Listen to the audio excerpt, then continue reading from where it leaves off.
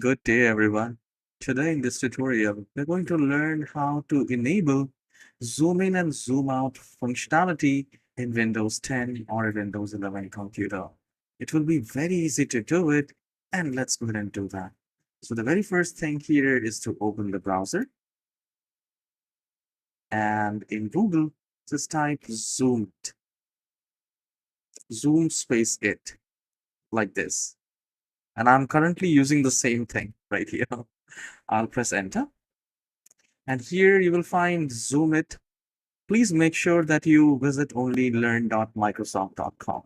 All right. So we will click on that.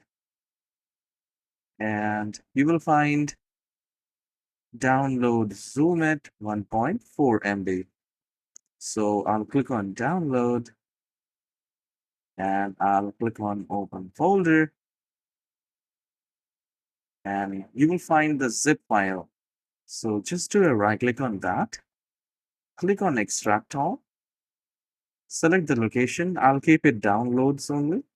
And I'll click on extract. So now I have the download the ZoomIt folder right here. We have extracted it.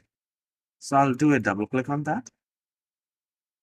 And here you will find 4 things. And we need to look for the bigger one, which is 1.6 MB, KB, I'm sorry. So I'll just do a double click on that. And you will find zoom toggle.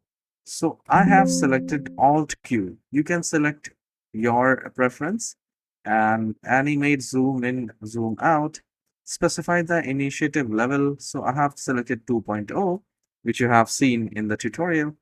And please make sure that you do the check mark in this run ZoomIt when Windows starts.